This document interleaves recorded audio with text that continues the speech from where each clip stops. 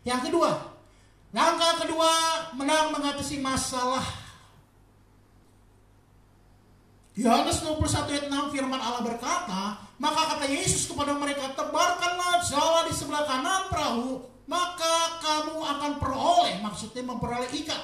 Lalu mereka menebarkannya dan mereka tidak dapat menariknya lagi karena banyaknya ikan.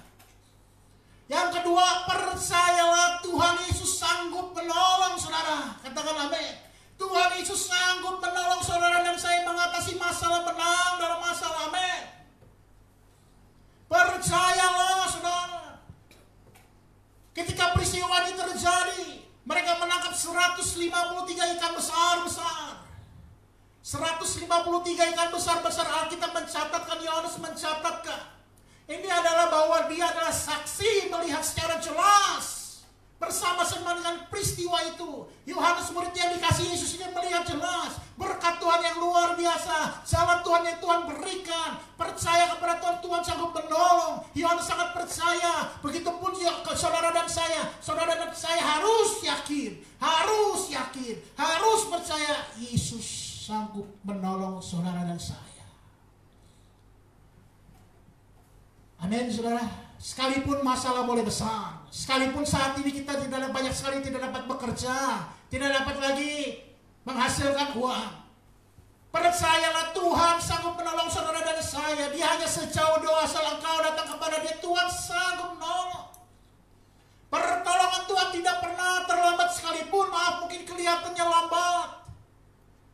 Hari sudah siang, dari semalam-malaman mereka tidak dapat menangkap ikan, mereka tidak mendapatkan apa-apa. Tapi hari menjelang siang, Tuhan Yesus berkata, tebarkanlah jala, maka engkau akan mendapatkannya. Mereka mendapatkannya. Bagi nelayan sudah hampir telat, siang hari sudah tidak ada ikan, saudara. Tetapi Tuhan Yesus sanggup menolong.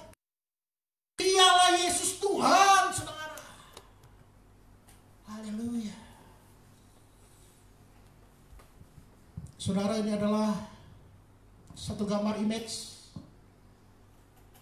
orang sedang mengoperasi. Peristiwa hal yang sama terjadi kurang lebih 5 tahun yang lalu. Mengingatkan Bapak Gembala kita, Bapak Pendeta Alweta saya pada waktu 5 tahun yang lalu kurang lebih saudara. Dia harus dioperasi, ada paratiroid dan harus tumor paratiroid harus dioperasi dan dikeluarkan. Ketika jadwal dioperasi, lalu masuklah di rumah sakit dan kami menunggu hampir 5 jam lebih belum keluar. Operasinya berjalan sangat lama. Dan setelah itu dibawa ke ruangan itu pun belum sadar-sadar.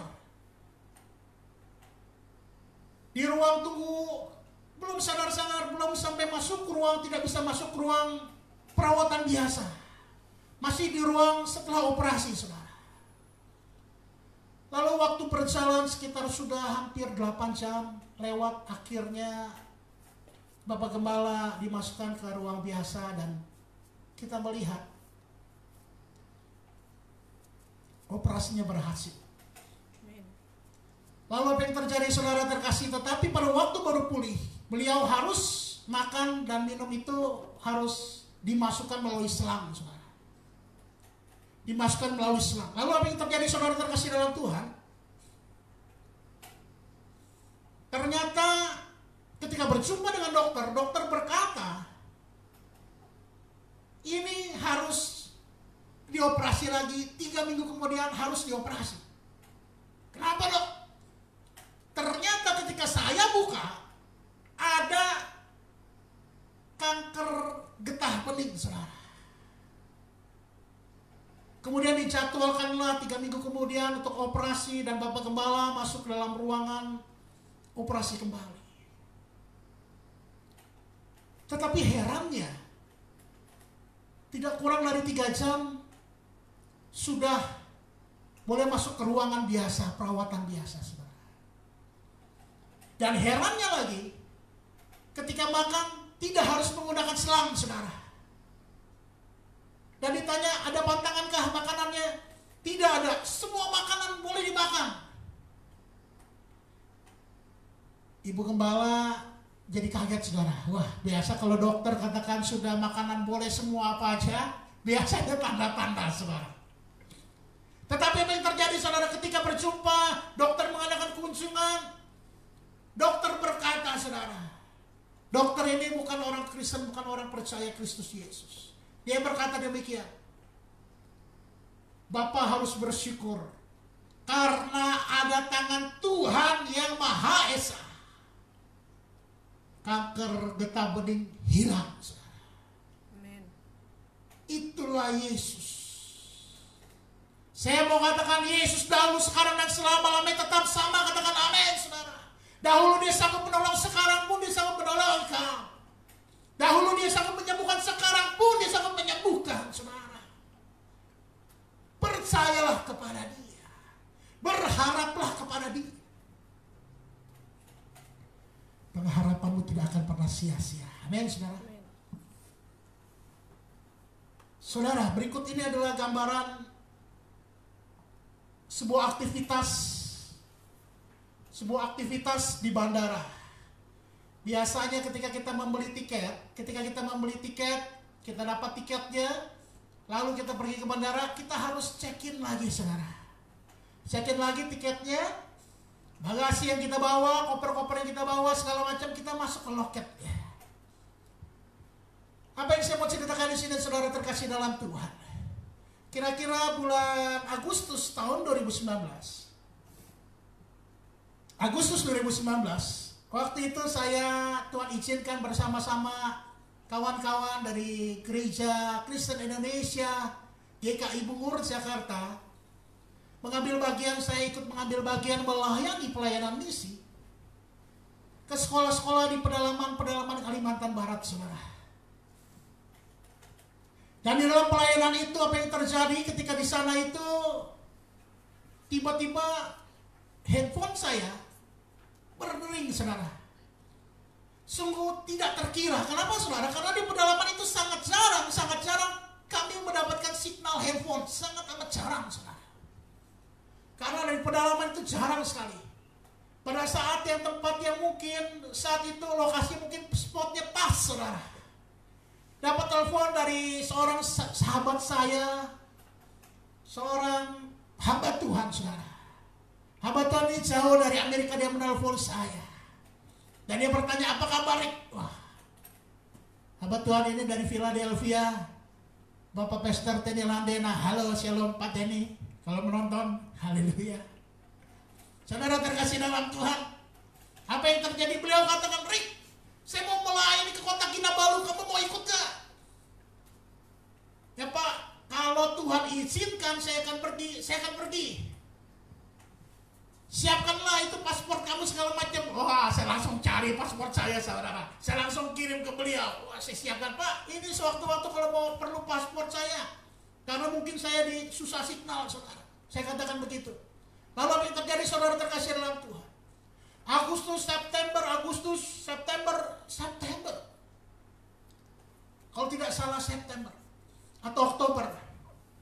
Lalu beliau berkata kepada saya, yuk kita jalan, kita berangkat. Pasti kita berangkat. Akhirnya kami berangkat, saya berangkat, saudara. Jadi hamba Tuhan ini, beliau dari Philadelphia langsung sampai di Indonesia, dan Indonesia di Jakarta langsung berangkat lagi. Kami berjumpa di bandara dan langsung berangkat lagi ke kota Kinabalu. Tolong tisu. Lalu apa yang terjadi, saudara terkasih dalam Tuhan? Kami harus transit lagi karena penerbangan tidak bisa langsung, saudara, tidak bisa langsung. Kami harus transit di Kuala Lumpur. Dan ketika kami di Kuala Lumpur, apa yang terjadi? Kami berangkat ke kota Kinabalu, dan ketika kota Kinabalu acara yang cukup padat, saudara. Kalau nggak salah, saya tidak salah ingat 4 hari apa 5 hari, dari pagi, malam, pagi, siang, malam, ada acara, saudara. Dan padat sekali. Suatu ketika hari Minggu, rencananya kami pulang hari Senin. Lalu apa yang terjadi? Beberapa dari kami melayani tempat-tempat yang berbeda. Jadi waktu itu saya bersama dengan rekan-rekan juga dari Jakarta bersama dengan Bung Valentino Napitupulu, haleluya, shalom Bung Valen kalau ada, haleluya. Juga dengan sahabat namanya Kori Prastyo, haleluya, shalom juga. Kami berempat kami menuju sana dan hari ini itu beberapa dari kami dipisah-pisah, saudara. Kami melayani dan apa yang terjadi, saudara terkasih dalam Tuhan. Saya diajak oleh hamba Tuhan di sana untuk makan sebuah restoran untuk breakfast, saudara. Lalu setelah breakfast ke gereja beliau bersama dengan rekan saya melayani di sana. Lalu apa yang terjadi, saudara? Ketika pulang, kami diajak lagi ke sebuah rumah makan untuk bertemu semuanya sama-sama makan siang, saudara. Hari Minggu kami makan siang bersama-sama, berjumpa lagi dengan 3 kawan saya yang lainnya, saudara. Dan ketika sampai rumah, sampai tempat penginapan kami, ternyata saya menyadari bahwa tidak ada paspor saya, saudara.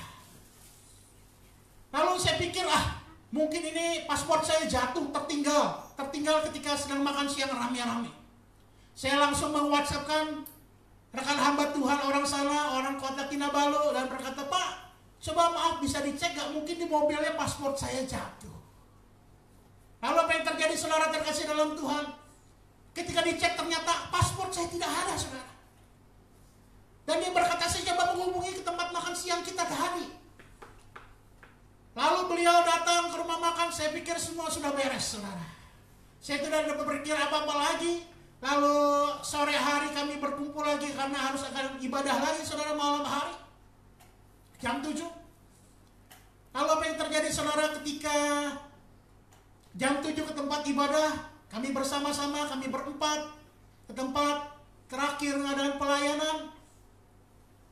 Lalu mereka bertanya kepada saya, banyak hamba Tuhan bertanya, Pak, paspornya sudah ketemu?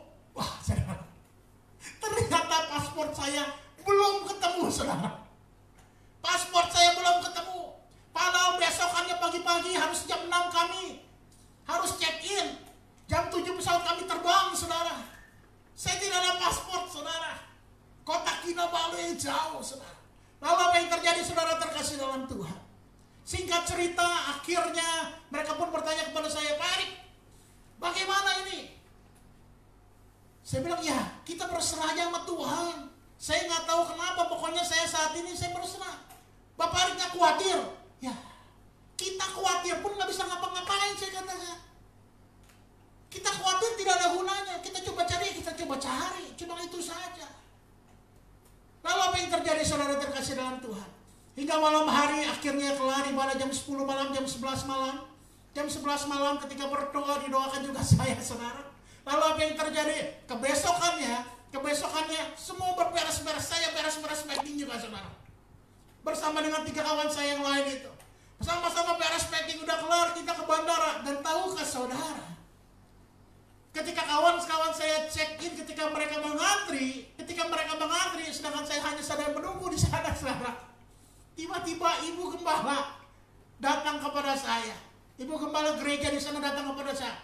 Pak Erik, your passport. Detik-detik terakhir, saudara, pertolongan Tuhan datang, saudara. Saya tanya, kok bisa, Bu? Iya, Pak. Saya pagi-pagi jam 6 kurang saya datang ke restoran tempat kita makan pagi itu. Lalu saya bertanya, ketika saya ada pintu hanya terbuka sedikit saja, saya menyusup dan bertanya kepada karyawan di sana, ada paspor ketinggalan nggak di sini? Lalu karyawan di sana menghubungi bosnya, bos, ada paspor ketinggalan nggak di sini? Akhirnya paspor saya ketemu, saya berhasil pulang, saudara terkasih dalam Tuhan. Pertolongan Tuhan tidak pernah terlambat, sekalipun mungkin nampaknya bagi saudara dan saya lambat, saudara. Percayalah kepada Tuhan. Ketika mungkin kau saat ini kau sedang sakit, mungkin ada juga sakit COVID-19, berharaplah kepada Tuhan, saudara. Pengharapan kepada Tuhan tidak pernah sia-sia. Tapi juga saya doakan ini jauh lebih penting daripada kehidupan ada sekarang ini. Semua kehidupan adalah sementara. Yang penting saudara percaya Tuhan ketika Tuhan menjemput saudara dan saya. Tidak engkau menyangkal Yesus Kristus sebagai Tuhan Juru Selamat. Amin saudara. Amin. Masih ada pengharapan. Yes. Percayalah, Tuhan Yesus sanggup menolong engkau. Amin. Orang-orang yang tidak ada pekerjaan, orang-orang yang tidak ada penghasilan, saya mau katakan berharaplah kepada Tuhan. Firman Tuhan Yesus berkata, jangan engkau khawatir, jangan engkau khawatir dengan hidup ini. Burung di udara dia pelihara, Bapa pelihara, Tuhan pelihara.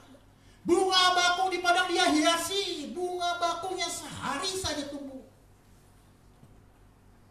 Tuhan hiasi saudara. Haleluya. Haleluya. Percayalah Tuhan Yesus sanggup menolong saudara dan saya.